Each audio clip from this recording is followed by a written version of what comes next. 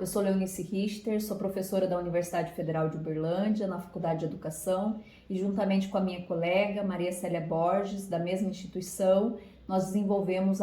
o texto intitulado As Políticas e os Currículos de Formação de Pedagogos após 2015, Rupturas e Padronizações. Embora a gente analise as políticas de formação de professores, né, que são políticas para as licenciaturas, a gente dá destaque no artigo à análise mais específica para a licenciatura em pedagogia. Então é por isso que a gente analisa os textos também ali emanados entre 2015 e 2019, né, mais a resolução, o parecer 02 de 2015, do Conselho Nacional de Educação, e a resolução 02 de 2015, que institui as diretrizes curriculares nacionais de formação inicial de professores e continuada, e o parecer, né, do Conselho Nacional de Educação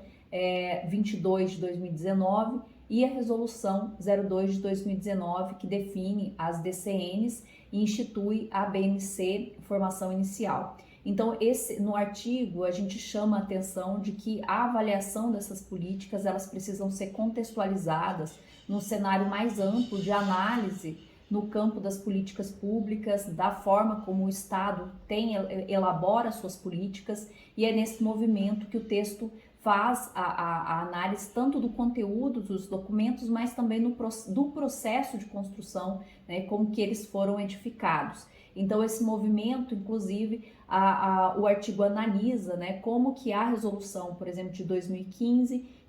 que passou por um processo de construção participativa, com o envolvimento das associações, das universidades, da sociedade, e que são fruto de um processo histórico, né, de análise das políticas do processo de formação de professores no país. Em contrapartida, a resolução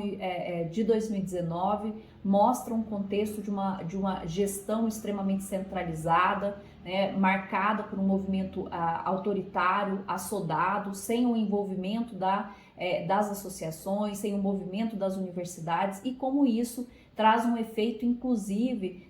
particularmente diante de cursos que estavam aí no processo, inclusive, de reformulação e implementação dos seus currículos com base na resolução de 2015. Então, a resolução de 2019 desconsidera todo esse processo histórico e traz rupturas com esse processo. Mas mais em específico, né, se a gente olhar para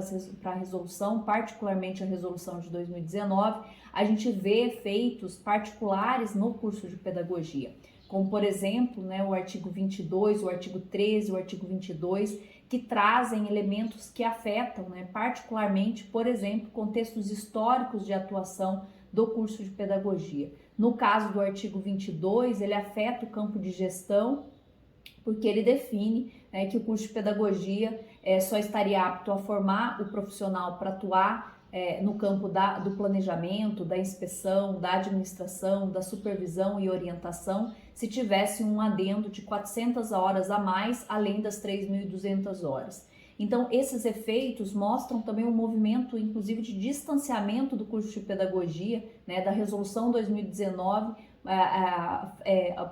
impactando a própria identidade do curso, diante, inclusive, de uma resolução que sequer passou pelo envolvimento, né,